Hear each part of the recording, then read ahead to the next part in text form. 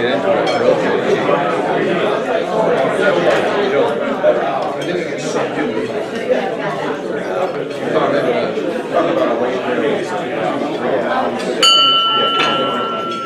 everybody. I don't know who has the invocation this morning.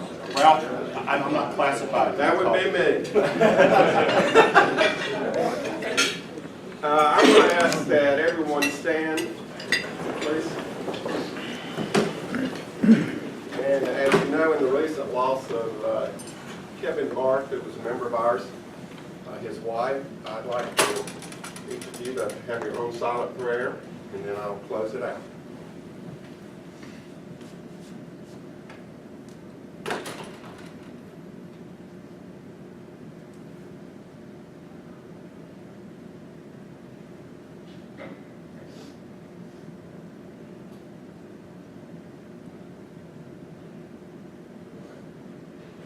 Our Father, remember that Kevin and his family's earthly loss is a heavenly gain. Although the families hurt and mourn in humanly pain, the fact still remains the same, that heaven has gained more love to sprinkle down from above. Our Father, we're so thankful for this day, for your many blessings, and for us as Rotarians who have a wonderful opportunity to serve others. Amen. I pledge allegiance to the flag of the United States of America and to the republic for which it stands, one nation, under God, indivisible, with liberty and justice for all. Of the things we think, say, and do, is it true? Is it fair to all concerned? Will it build goodwill and better friendships? Will it be beneficial to all concerned? Do I get a Rotary moment? I don't know. Actually, my Rotary moment started 24 years ago as about 5 or 6, remember, that are still charter members when Sam Hummel asked me to join a meeting that became the Gate City Rotary Club. And out of that, I just reflect on the wonderful friendships that Rotary has I've been able to make over those many, many years.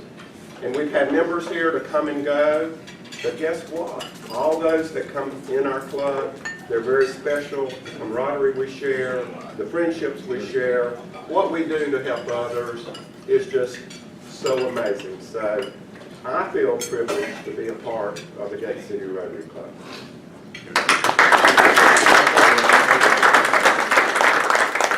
Well said. We have a Sergeant Arms report, please. All right, good morning. We've got quite a few visitors and guests this morning. Ms. Cheryl David, I'll let you introduce all of your guests. Okay. Well, I just love the club so much. I got on the phone the other day and I asked my good friend Wiley Dean. He is a realtor in town. I met him through Chris Justice.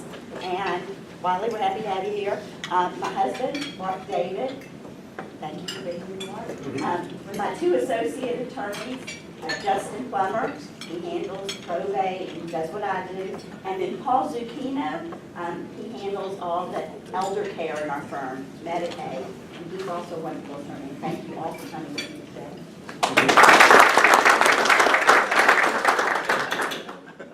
Tom Sears has a guest. Sarah Sears. I'm happy my wife Sarah Sears, who is not a morning person, and it has to be somebody special bringing for her. This is my wife Sarah, and Reagan, I'll have it this way.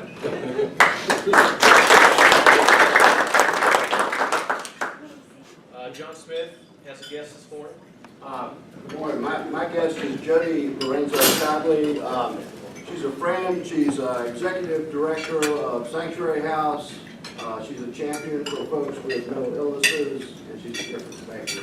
She also has several friends already in the club, so please give her a welcome. We've got Fred Binder, visiting Rotarian from Crescent. Craig. And then also our guest speaker you'll hear from later, Reagan Foley.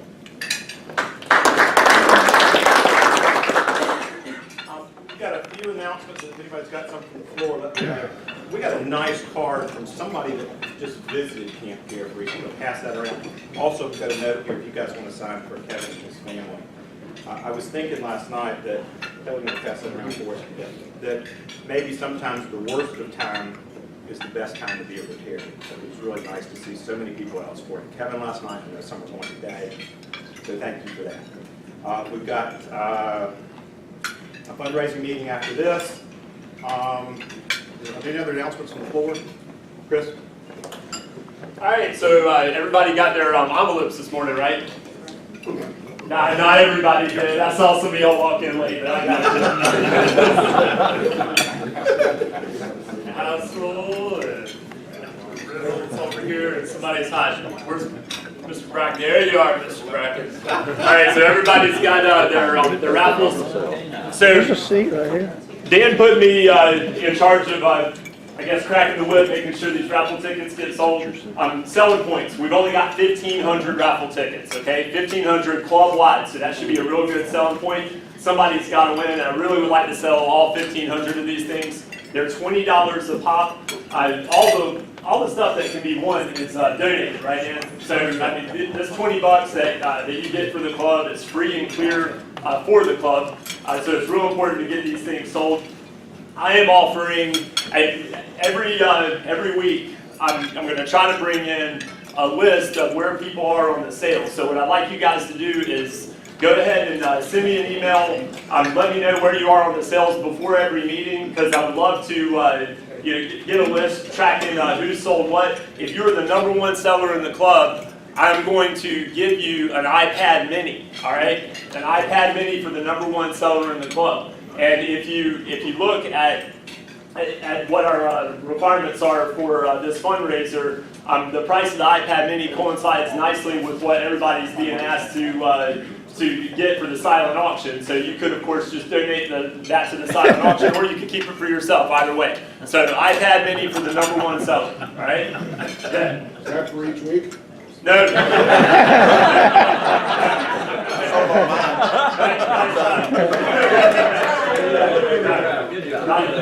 Not for each week, but it will be for the #1 seller. I probably will put a deadline on it. Let me think about that, and I'll get a deadline and send that out on an email to the group. Rules so we can circle. Happy dog. Chip. I just want to remind everybody about Pig Shop. We haven't said anything about it. I sent out an email to the team last night, which is growing. I think we have about a third of the club on the team, which is good because when you cook 16, 18, 30 pounds of meat, you got to have a lot of people to help taste test. And somebody said, you don't have that adjusted just right. Could you change that a little bit, work on the fire and that kind of stuff? But we've got to get people to come. Okay, that's how we're going to win this thing. People's choices, number of attendees that come and buy a ticket. I want everybody to remember October 11th. It's going to be a lot of fun. We've got 2 bands, beer, barbecue. There'll be all kinds of barbecue and stuff going on. It was a really fun day last year. October 11th. Please put on your calendar. Please plan to attend and bring your friends. Thank you. There's a good bit of bragging rights attached to this, I've found, and a lot of junk being caught. So we need to support Chip on this. Yeah, we're not talking junk. We're just going to win it again like we did last year. Somebody suggested that they change the name to Beat Chip Persons. Birthdays, anniversaries. All right, we've got one birthday this week. That's the man, the myth, the legend, Jonathan Smith. August 29th. And I called the IT department for the Gate City Rotary, and I was unable to get into the wedding anniversaries over the past month. So actually, I'm going to run through them real quick. Darren and Stephanie Carino had an anniversary August 12th. David and Sherry Crabtree, wedding anniversary August 1st. Tony and Cynthia Humeyer, August 28th. Emily and Peter Poole, 8/18. Stephanie and Christopher Justice, August 9th. Tom and Temple Richardson, 8/29. Thomas and Sarah Sears, 8/20. 48 years, by the way. Beth and Gardner Sheffield, 8/16. And Steve and Tim Woods, 8/12. So, that's all right.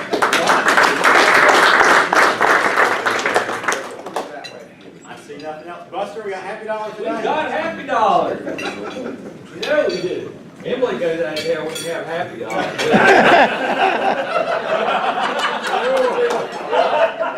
Happy hour and happy hour. Her task doesn't invite the wonder about that. I see Dale falling over here. About Guatemala, I talked about a couple weeks ago in Texas here, about how hard it is making it work to put in an extra 100 stoves. But it's a great project, and with this other 100 stoves, we got to raise an additional $30,000. It's $300 a home, and we put a stove in the home that they're cooking on a dirt floor. We put a concrete pad in, we clean the house, all the soot out of the house, give them a water filter, deworm them. It's a lot happens for $300. So if you'd please consider supporting us. We're going in late October, and I'm stuck going with Copperwood University students. I couldn't go with the regular team. So I'm going with all girls and Max and a few other people. So we need your support if you can please help us in any way. Is there any room on the team? So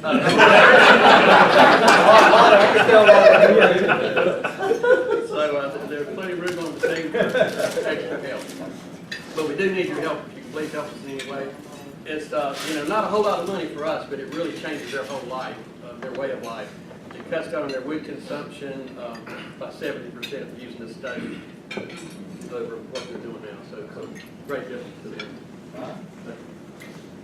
I just wanted to add on to his, I'm not sure we should let him go. For $1, you can add on. You can add on to everybody.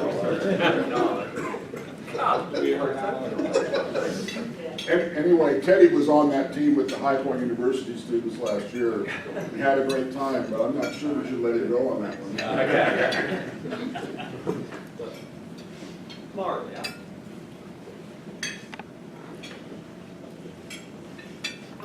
I am hosting a trunk show. My fun job, my very serious job is at JDRF. But my fun job is selling jewelry at Stella and Dot, with Stella and Dot.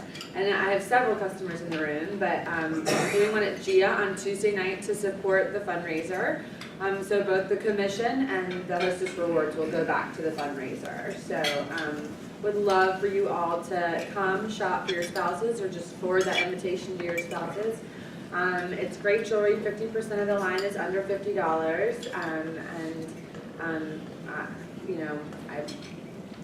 a lot of my customers, I guess, can speak for themselves. They love the jewelry. It's fun. It comes in cute little boxes. It's like Christmas when it arrives. So, all right, thanks. Hey. Might be long, so we'll give it to you. All right. All right, you guys have been very entertaining. I don't know if you know who, what's the guy's name from Star Trek? Patrick Stewart? Yeah. Okay. I don't know if anybody saw him with his cocktail he was making. Nice, classy music background. Pretty looking silver ice bucket, tongs, bourbon. And then took a couple of rocks in the glass, poured his bourbon, wrote his check, was done with it. But that wasn't nearly as entertaining as Chris Justice, Buster Lewis. Raise your hand if you got doubts with water. Holy cow. Everybody make notes. Yeah. I'm on the list. He's on the list. Mike's looking for a bag of ice. I got it here, Joe Henry. Do it right after. Everybody knows for leading an epic life, you gotta do epic things. And so by accident, I volunteered myself to help out with something. It got in a little deeper than I thought. Rebecca Byerly is gonna run a 200-mile foot race around Lake Tahoe, the lowest elevation being 6,250 feet at the lake. And Running, and Jim's gonna run with it. I'm not soliciting money either. I need a co-pilot.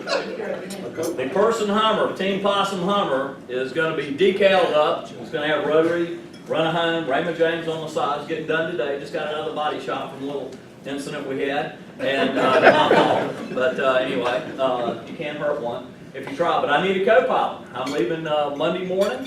Going to drive 2,650 miles out. We're going to crew from Friday, Saturday, Sunday, Monday for the race. It's a 100-hour race. She's got to cover 200 miles. She's got people flying in from New York, other people coming in from India to help. She's got 3 female runners, one from India, one from the Navajo tribe, I think it is. I can't pronounce either of those names. And Rebecca. We need crew members, and I really need a co-pilot. My co-pilot had something come up family-wise, conveniently, and he had to back out. But traveling in a Hummer combines the ride of a Cadillac with the size of a Mack truck and the power of a jet engine. And there'll be 3 or 4 GPSs, all kinds of electronics and everything else you can imagine. I have no idea what our accommodations are. So anyway, if anybody has any interest, it'll be a 10-day trip and it'll be a blast, and we will be doing epic things, and we will be helping Rebecca and the Women of the Mountain movement. Plus, you'll probably be in the movie. Good job, Chip. I'd say Chip is going to But that's okay, because he can get out. That's how I lost all this hair, John. I was the last one to see the Barth family last night. I didn't think of this until this morning, but I got on eye level with Camille, and my happy dollar is she hugged me. And it was all. Sorry, yeah, I'm sorry, Sarah. First. After 26 years, Mark and I are finally empty nesters. It's a mixed feeling. We go between happy and really, really sad.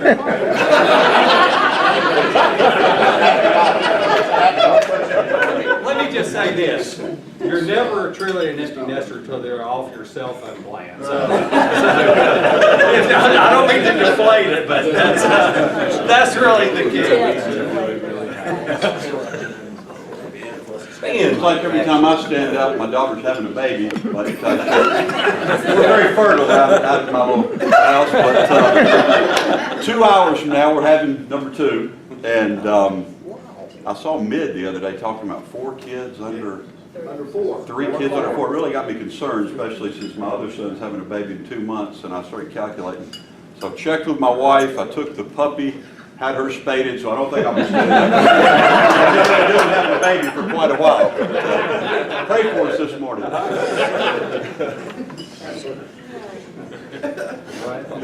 Well, you know, Grandpappy, you know, there's some people that you realize they're just never going to really rise above a certain level. And Grandpappy had a, you know, Grandma Lewis, she had a saying which was, bless their hearts. But Grandpappy always said, even the most ambitious pebble will never grow up into a big rock.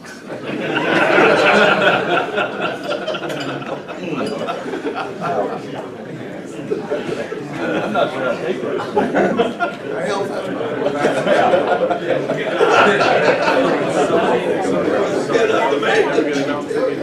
Good morning, everybody. We are an exuberant group of people, as you know, and a number of speakers have commented they can't believe how energetic we are, and we are, as y'all well know, and so we are morning people by and large. Reagan Follen, who we're very happy to be here today, is a morning and all-day person. She's an amazing person. Reagan is president and CEO of Old Salem. She is a former, been with Lotus Development Corporation, which is a division of IBM. She has done all kinds of big-time business,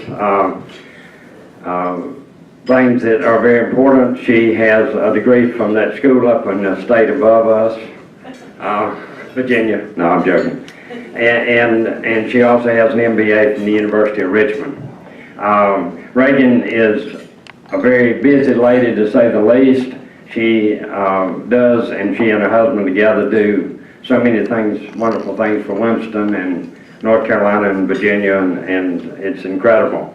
And she's been very involved, excuse me, with the Children's Museum in Winston, which is actually adjacent to Old Salem. She is involved with Summit School, which is our day school here. Second Harvest Food Bank, which we all know about and how important it is. Brenner Friends, for those who have been involved around the Brenner situations. Wake Forest University Medical Center, and her business background from having come out of business school and working with the Lotus Development Corporation, which is a division of IBM. She has a business background that is very, very valuable. Those of us who've been hanging around the museum world for a few years, and there are people in the museum world that are very scholarly, some of which understand business, some of which don't. And Reagan does it all. And so she volunteered to get up very early to come over here today. I normally drive to Winston. I hadn't been in Winston since yesterday for a board meeting. And so we're thrilled that she came over, and I'd like to introduce Reagan Paul. Thank you. Thank you so much.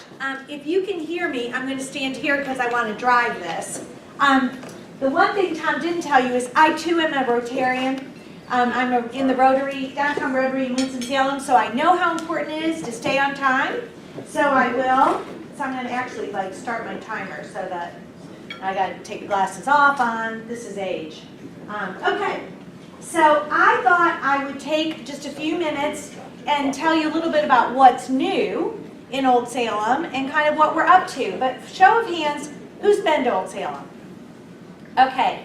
Now, you can keep your hand up if it wasn't for your 4th grade North Carolina field trip. Oh, you've still been. All right, thank you. Okay, good. All right, well, that's very exciting. I'm glad to see that some of you have been back, so thank you for that. Let me just kind of walk you through what we've been up to. As all of you know, this was the streetscape in the 1950s in downtown Winston-Salem. It was getting pretty dire, and a group of citizens came together, and they worked to preserve the original town of Salem. That's that same block and the way it looks today. And so the process continues. If you can believe it, we are still buying non-contributing houses when we can afford to and taking them down and taking them out of the landscape, so that that effort to preserve the original town of Salem still continues on today, 64 years later. You know, we're called Old Salem Museums and Gardens because really there are 3 entities to the institution. There's the town of Salem, which is the Living History Museum with costumed interpretation, but there is this other museum called MESDA that sometimes I have to make sure those in the triad are familiar with, but the Museum of Early Southern Decorative Arts is Jewel. It is the only museum solely focused on Southern decorative arts and material culture. It's a center for research. A lot of scholarly work goes on there, not by me, but by those that work with me. And it is nationally known. So if you haven't really toured MESDA, I'd encourage you to. And then the gardens. We call the gardens out because we have 11 reclaimed landscapes, all planted with heirloom seeds, all interpreted just as the gardens would have been interpreted back in the 17 and 1800s. So it's a very important part of our mission and our focus to get that landscape in Salem looking like it would have, replicating what it looked like in the 18th century. You know, there was a study done by the National Endowment of the Arts looking at museum attendance, cultural, particularly history museums, up through 2008. And so what I've highlighted is that there was a trend of declining attendance, almost by a third. So this was a reality that we were facing in the mid-2000s when actually I was a board member. I chaired a strategic planning task force. We hired some consultants to come in to really help us understand what that reality was and how we could change that kind of paradigm and how we could get attendance back up. And I'm proud to say that by 2013, with a very new strategy in place, we see about 300 to 350,000 people in the district. We specified paid ticketed visits versus just visits. You know, we're a town, we serve much like a public park for the community. We have people that walk the streets every day that want to come and shop and dine. They don't necessarily buy a ticket, they don't have to. Unlike a place like Biltmore where you have to buy a ticket to kind of get through the gate, you don't have to do that for the historic town of Salem. So you can come in and visit anytime at no charge. And so that's a challenge for us, and we have to find ways to generate revenue and keep us operating and sustainable with that reality. So I thought I'd show you the school field trips. I'm proud to tell you that Guilford County actually is our 2nd highest visiting school system. Second to Mecklenburg. Very sad that Forsyth County is fourth. We are working on that. I mean, that's crazy. That's crazy. So Guilford sends us more students than Forsyth. That is going to change. Because that's crazy. You know, we're in the backyard. One of the things that came out of our strategic plan in '09, when the market kind of crashed, our endowment lost a lot of value, our attendance was down, is that we needed to really operate a more event-driven, seasonal kind of marketing kind of plan. And so we put that in place really probably 2011, 2012. We really started focusing on that, and we are reaping the benefits of that. We're seeing our attendance creep up. Special events and classes are wildly popular. We're trying to find ways to bring people back to Old Salem time and time again. Because what we heard in '09 all the time when we interviewed people and did focus groups was, you know, they'd been to Old Salem for their 4th grade North Carolina history field trip and they hadn't been back. And we had to change that. And the other thing we had to do is make the experience relevant. So we're doing a number of things in our interpretation. We're interpreting not just the Moravian experience, but we're trying to relate it to the overall arc of American history. So we're talking to young people and families about what was happening in the town of Salem and how that really wasn't much different for any of the towns up and down the East Coast that were settled by a group of immigrants that were trying to make their way in this new world and relating it to what was going on in the country. And then we're taking that experience from the past and trying to relate it to the present day. So we're also trying to make the experience of our forefathers and those citizens in Salem relevant to today, and to especially for the young people. And that seems to really be resonating with our visitors. And then, you know, let's host some fun events. Let's do things that are a little populist. Let's not be so tied to our history and tradition that we can't, for example, have lights on a tree at holiday time. Or, you know, for the last 2 years, St. Nick has visited Old Salem. When I took over 2.5 years ago, I said, I've been pushing. In Winston, the only place you can see Santa is at the mall. Please, can Santa be in Old Salem? And one of the staff said, well, St. Nick could. I said, fine, we'll take St. Nick. St. Nicholas, AKA Santa. So we're trying to do a number of these things to make this place fun and exciting and exuberant. So we have seasonal marketing. We've implemented a chocolate-dipped history set of programming and weekend in concert with the American Heritage Division of Mars, which is their historic chocolate division. So much fun. Who doesn't like chocolate? We've partnered with Our State Magazine. We do these behind-the-scenes weekends now that have been wildly popular for their readership, where you can come to Salem, spend a weekend, and do things that the average visitor doesn't get to do or see. We've started these one-day programs, Arts Alive and Science Alive, for school children and school visits.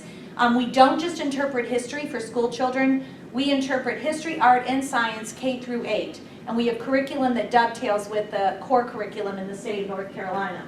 These programs have been wildly popular. We get 1,000 students a day when we do these days.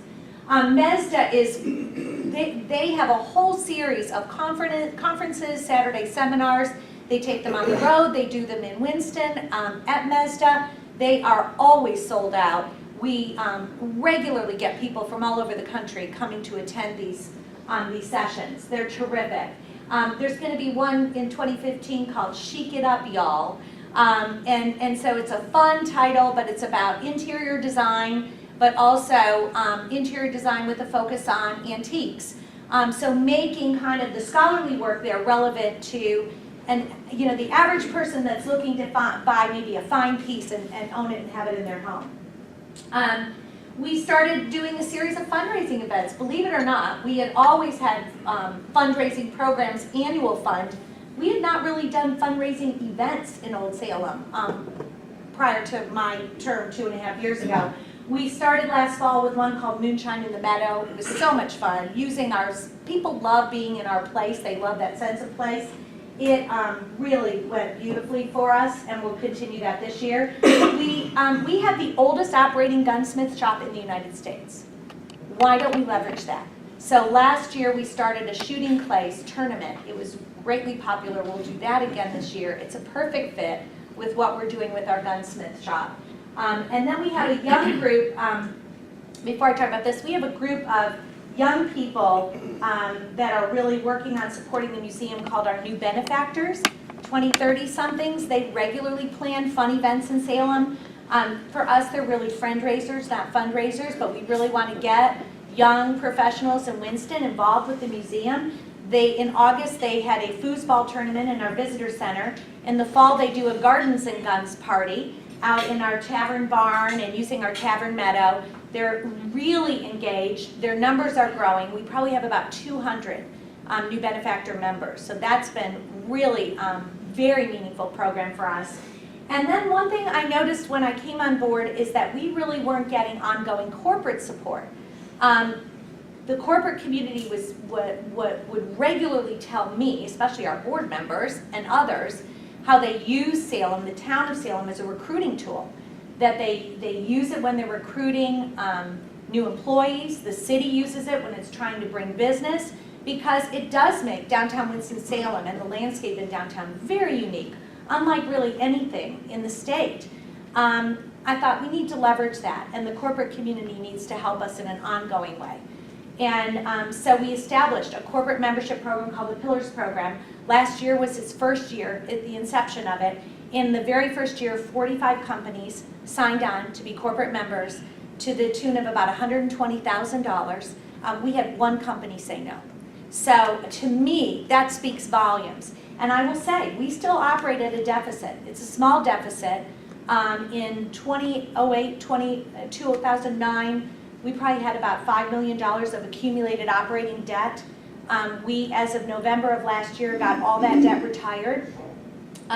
But we still operate at a small deficit. So my job in the last 2.5 years is really to advocate for the museum, to make sure people understand that, you know, admissions, ticketed admissions is not how we sustain these museums.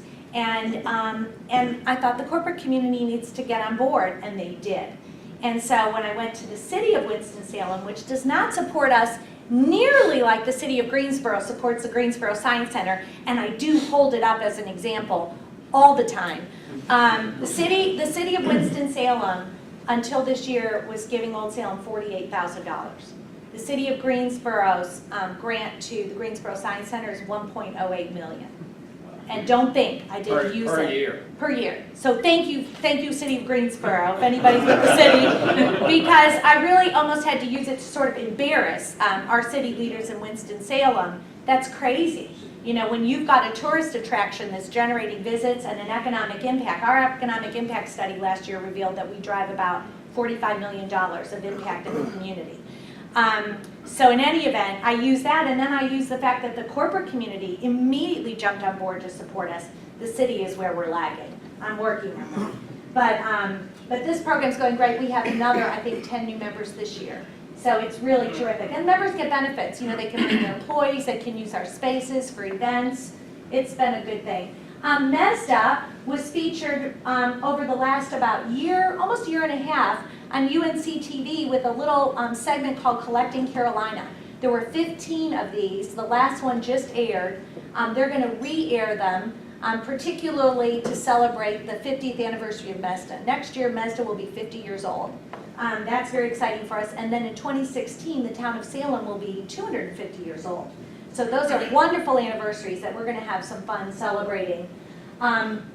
MESDA also collaborated with Colonial Williamsburg. An exhibit opened in February. 40 of our objects are in Colonial Williamsburg right now on a long-term loan for 5 years. That is a museum collaboration that's unheard of in the industry, and actually got a lot of press because of that. There were objects that we had in the MESDA collection that Williamsburg really needed. The exhibit is on Southern material culture. It's great exposure for our collections, our objects, and a great partnership with Colonial Williamsburg. And so many more, you know, hundreds of thousands of people will have a chance to see some of the MESDA collection and hopefully be encouraged to come down and visit and see more. So that's a very exciting development for us. Williamsburg, some of Williamsburg's choice items are here, so Oh, yeah, all yeah, people yeah. have to do is drive 30 miles. That's right, yes. So of course, you know, loaning 40 objects left some holes in our galleries, and so Williamsburg similarly loaned us a number of objects. So you drive just a half hour down the road and you can come see some really, really interesting, wonderful things. The Mesta galleries are also all under renovation, and by 2015, every single one of them will have been renovated, and they had not been since the 70s. So that's very exciting. So there's lots of new to see there. This spring, P. Allen Smith, if you don't know P. Allen Smith, the best way I describe him is he's the Martha Stewart of all things horticulture and landscaping. He visited Old Salem. He spoke for us. It was a fundraiser. He did a luncheon and an evening event, but he also brought his film crew at his expense, and they filmed multiple segments in Salem. One will comprise a whole show of his. He has 2 shows on PBS and a 3rd one that's syndicated, and then some of the segments will be interspersed in some of his other programming. Great way to shine a bright light and put us kind of on a national stage. We are very excited about that partnership. And then this fall, this will be the 3rd in our series called American Perspectives. We started a speaker series, not the Brian series, it's 1 a year. We try to tie it into the museum in some way, shape, or form. First speaker was Doris Kearns Goodwin, last year was David Brooks, and this year it's Robert Edsel. Robert is the author of Monuments Men. Our very first employee, Frank Albright, was a Monuments Man, and he's actually one of the soldiers featured on Edsel's book, Saving Italy. So that's very exciting, and he'll be talking at the Stevens Center on October 1st. So all of these things just to really drive up, there we go. And this is perfect because I'm just about finishing up here. We're also working on retail and food, more food service, great retail offerings in the district at Old Salem. So those that want to come and walk and use this like a public park have more to see and do. And finally, we're in the throes of the capital campaign.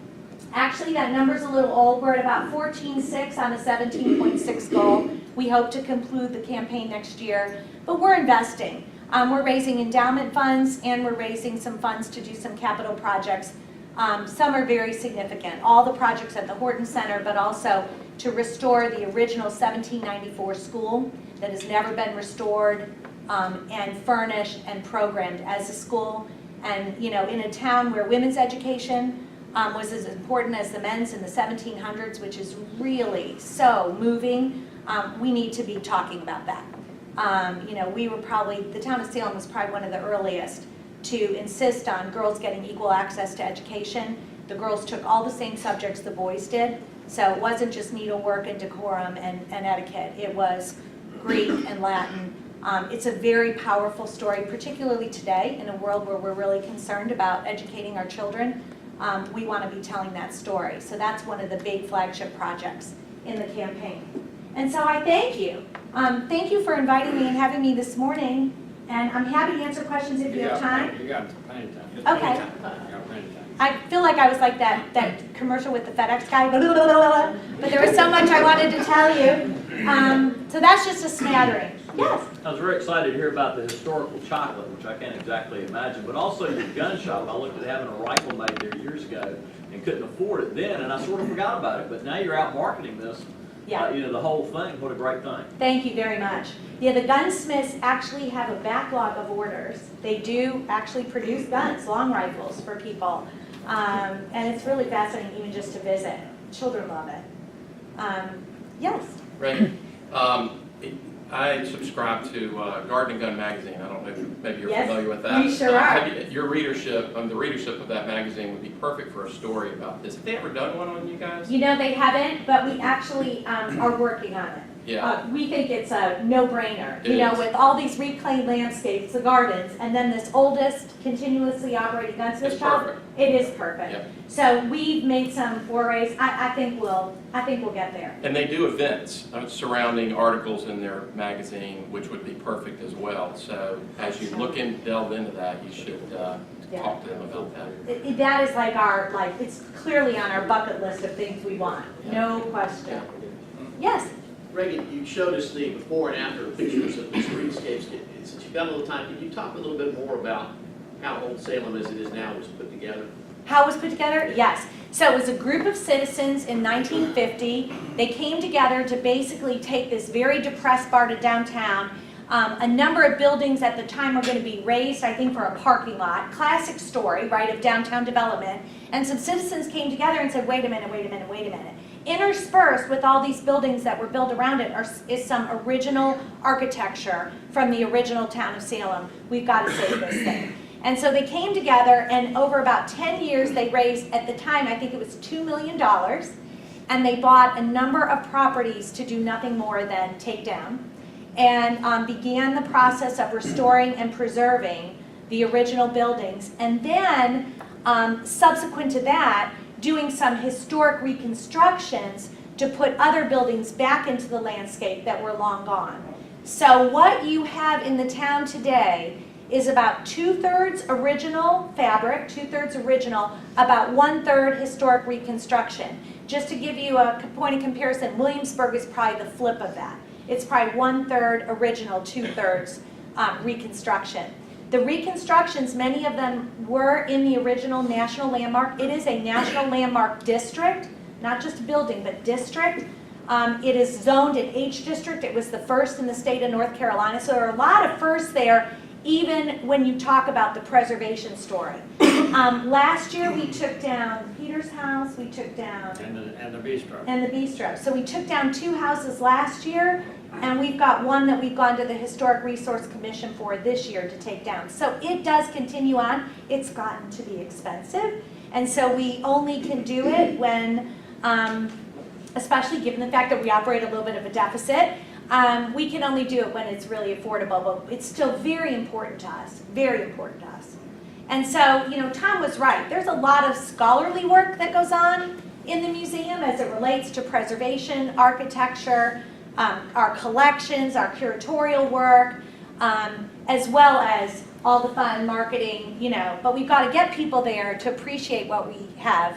And the goal for us is to get people to join and be members. And you can be a member for as little as $35. Family membership's $99 and it goes up. But it's affordable to be a member, and so we really push membership, and we retain 87% of our members. But you know, to this day now, I think we've taken down over 100 buildings. We have 65 private residences in the town. It's the Sears Summer Home. They have one. It's their weekend place. So we have great residents that are great partners. We collaborate with the church, the College and Academy that was founded in 1772. It's a really interesting place, and there's nothing quite like it. Yes? What was the name of the one company that turned it down? Oh, I know. I'm still working on them. I'm a little, my background's corporate sales, so, and I didn't make that call, but I'm a little peeved, so I'm still working on that one. They're going to come around. They're going to come around. But I think that's a fascinating thing, though, really, true, that so many companies just immediately said yes. At varying levels, but said yes. Yes. Are there any homes or buildings you all would like to reconstruct? Yes. What we would love, love, love to reconstruct is the brewery. Yes. Yeah. You can pass it.